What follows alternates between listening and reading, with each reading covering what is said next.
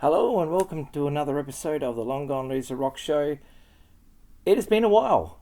I moved house and like every time you move house, you misplace everything. So the microphone that I use to record these, I have no idea where it is. It's in a box somewhere. I probably will find it someday. I hope to find it someday. But anyway, I moved house. I'm in my new place and I'm all settled. So that is why I haven't been able to do any videos, just because everything was a mess. Like there was just records everywhere, boxes and stuff of whatever. But today we are going to talk about Napalm Death, and not just because I'm wearing this t-shirt. I actually hadn't even realized what t-shirt I had on when I decided that I wanted to do a video on Napalm Death. I was just listening to the album Scum today and just realized, man, this album's brutal. I should do a video on it.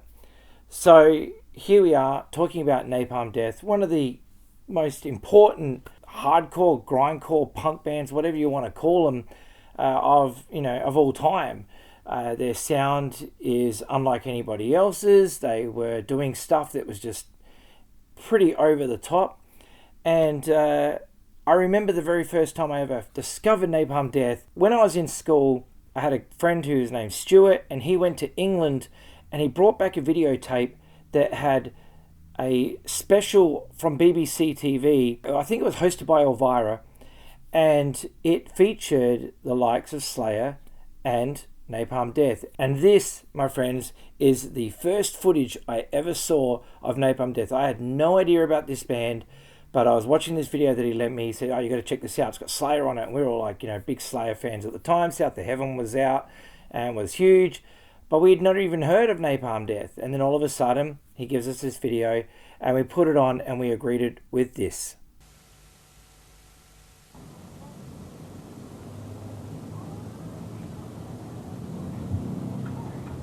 Heavy metal was like on a par with country and western as far as I was concerned when I was about 14, 15. I used to hate it, detest it. And then, towards the end of 84, early 85, bands like Metallica had started making big waves, so to speak, in the hardcore scene. What about Slayer? Do you think that they had a similar impact? Yeah, even more so. Definitely. They were shocking. They were really. Yeah. Couldn't believe it. Just over the top that was, wasn't it? Yeah. Like I was just shocked by the whole death metal thing, really, the lyrics and everything. I just couldn't take it in at first, but just got really into it after a while. Where did you first hear about it?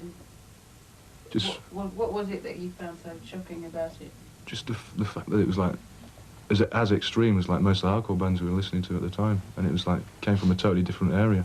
They'd always follow minor scales rather than major scales because it sounds completely. It's just a traditional rock thing, kind of thing to do, to go from like E to A to D and all these happy sounding chord progressions. Slayer and bands, and earlier bands like Sabbath and Venom, they tried to avoid that. What, they tried to sound sadder? I don't think sad's the word, just evil. I think that's what they were aiming for. Just something that sounded really brutal.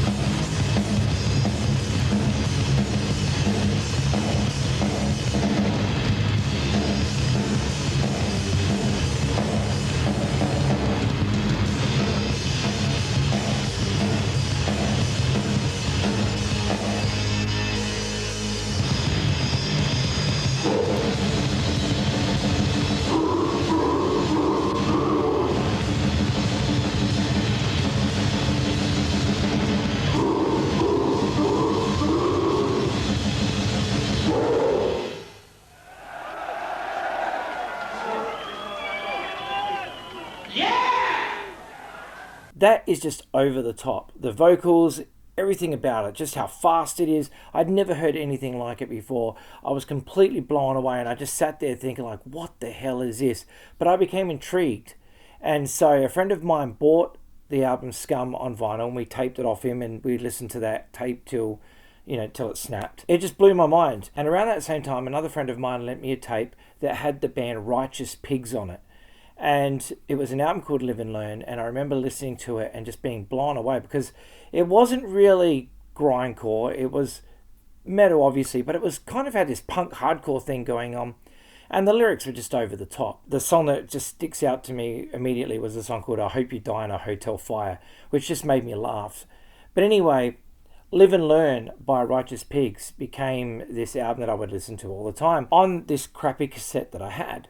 Again, I listened to it until it snapped. But then one day I decided, well, I need this record. And I was in Veranda Music in Adelaide, and I found the album Live and Learn. And this was the album that we were listening to. I was immediately blown away. It was $20. I paid my $20 and took it home. And as you can see, there's the track listing, including I Hope You Die in a Hotel Fire. Brilliant. Now, many years later, I got to meet Mitch Harris when Napalm Death came out. Now, I met Mitch Harris through a mutual friend.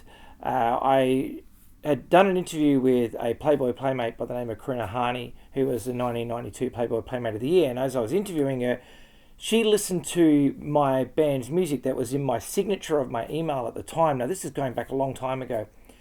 And she said that she was really into punk music. And I was like, oh, what? Oh, this is amazing. So we started talking about punk music and whatever, and she told me that she went to school with Mitch Harris from Righteous Pigs, and that was one of her best friends.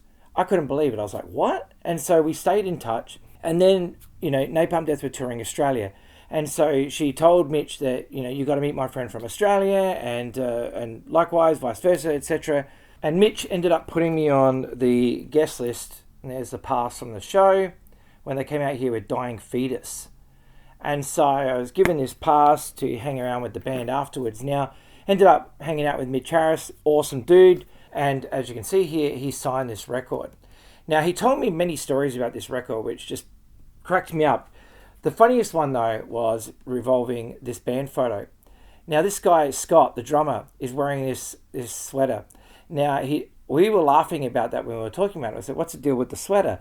And, because everyone else was wearing, Napalm Death shirt, there's a guy wearing an Alien shirt, and then all of a sudden, this knitted sweater.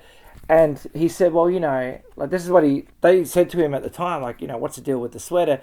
And Scott said to them, well, my mum's going to see this. And I think the mum bought the sweater or made the sweater for him.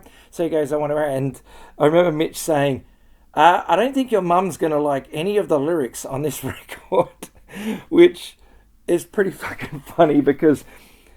yeah, these lyrics are over the top. It's like G.G. Allen meets death metal. It's crazy. But this album rules. They did do another album called Stress Related. I don't have it on record. I do have it on CD, though. And I also have a t-shirt of it, which I got at El Chopo in Mexico City. Blew my mind when I saw it there because I'd never, ever seen a Righteous Pig shirt before. And there it was. And look, there's a photo of it here. So, Righteous Pigs, awesome band. But anyway, that was how I met Mitch Harris from Napalm Death. And over the years, I had Napalm Death CDs and whatever, but I could never really find their stuff on record until Earache started doing these reissues. And so they reissued this one, which is Scum, which originally came out in, 87, 88. It's such a good record. It's really raw. It sounds like a punk and hardcore album played by metalheads. And it's awesome. I love it. I really do love it. It's just so brutal. And the thing that really attracted me to Napalm Death was their ethics were very punk rock.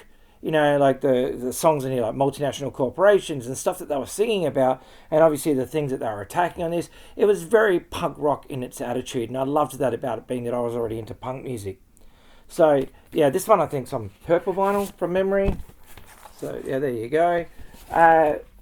Such a brutal record. Now, like I said, I had this on cassette tape, and it wasn't until years later my brother came home with the LP version of the Peel Sessions, and they'd done a John Peel sessions, or they'd done 3 of them, I believe, and that thing is just incredible. Now,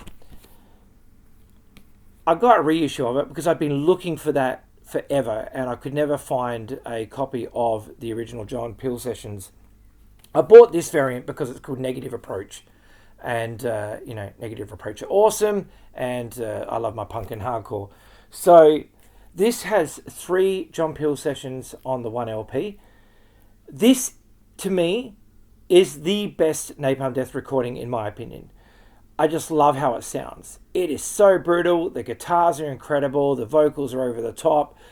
I love the version of Multinational Corporations in this. It is just so much more intense than the version that is on Scum, as are all the versions that are on this record. Now, this one, I believe, oh yeah, got a picture on there. I think it's half and half vinyl. There you go. It is half and half vinyl.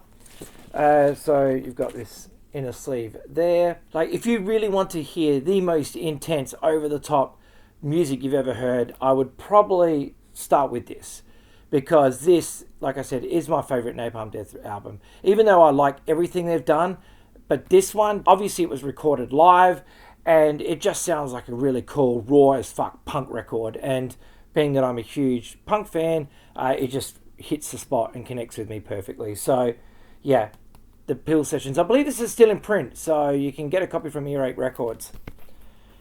I don't have a lot of Napalm Death vinyl. In fact, I've only got a few records. From Enslaved to Obliteration, I had to get this because I do love the songs on this. And yeah, just, again, intense stuff. So, what's the colour of this one? I don't even... Pink or something? Pink? I don't know if you can really see that, but it says pink. So, you get all the lyrics and stuff on the inner sleeve. Photos on the back of the band.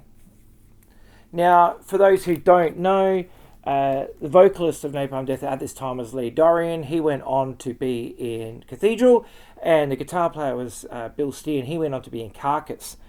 So, I mean, I feel like I'm telling people who would already know that, because if you're watching this video on Napalm Death, you probably already know everything about Napalm Death. But this is just stories about why I like Napalm Death.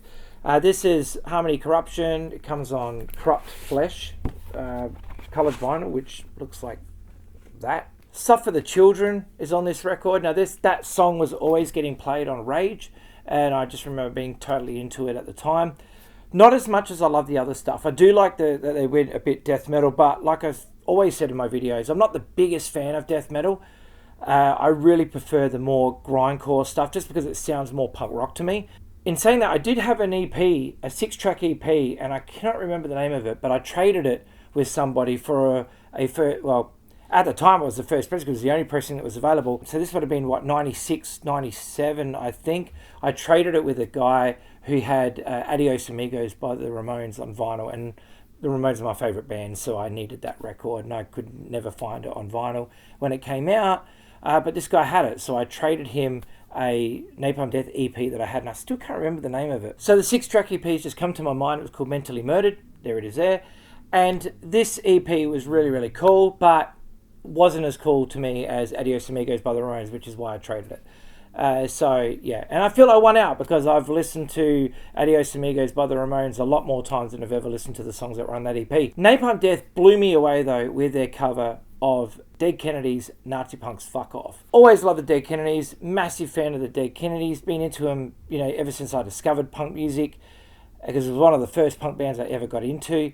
But to hear Napalm Death do the incredible version of Nazi Punk's Fuck Off that they do, wow, like that just blew my mind. It is intense. And I have seen Napalm Death live numerous times, and they have played that live, and it has just been awesome. The crowd goes fucking nuts for it. And I will say, like I've always said, I'm not one of the biggest death metal fans, but every time Napalm Death tour, I will go and see it, because there is something about seeing a band that intense live that I just love.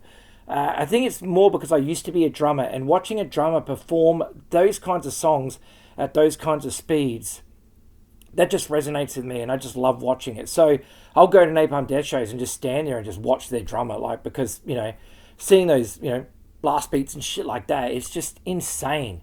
Really is insane. Love Napalm Death for that stuff. Like, live, I'll be there every time. So, yeah, awesome band. They have done so many albums. They're still going today, and they're still smashing it out. You know, Barney Greenway is an amazing vocalist. His background in punk rock is awesome.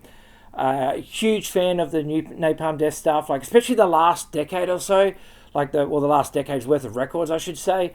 I really like them a lot because I think that they've just got a lot more of that punk rock attitude back into their sound, even though it is like, you know, grindcore and death metal, but there's still a lot of that punk in it. And I think that's probably Barney bringing that, you know, and keeping that in the fold of Napalm Death, so as to not sway away too much from the reason we all fell in love with Napalm Death to begin with, which was the punk stuff. You know, for me anyway. I understand that a lot of people don't like the Lee Dorian era and prefer the Barney era because they do like death metal, and that's totally cool too.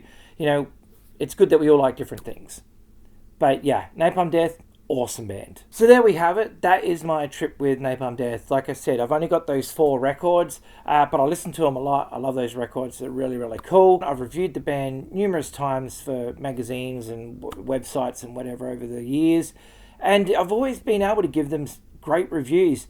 And not just because I met Mitch Harris, it's got nothing to do with it. But the fact is that they've just been continuously putting out solid material, which, you know, for a band that's had a legacy since like the early 80s, the first album came out in 87, 88, whatever it was. It's amazing that they've had a career that long and it's just always been solid. There hasn't been an album of Napalm Death that I've heard yet that I've just sat there and gone, oh, don't know about that. Like, you go in knowing what you're going to get, which is intense, you know, full-on metal, like just whatever, with this punk attitude underlying it, and I love that. So, yeah. If you're not hip to Napalm Death, but you want music to be intense and whatever, then I suggest check them out if you haven't already. Otherwise, I'm sure you're already listening to them. I'm sure you're already in love with the band. And yeah, thank you so much for watching. Look after yourselves. Take care of each other, and I will see you in the next video. And I'm sorry it was a drought between videos. I really am. Like I said, moving house, man, it sucks. Especially when you've got to move all this shit. Like, moving records, it's not good for anyone's back. And records weigh a lot more than you think.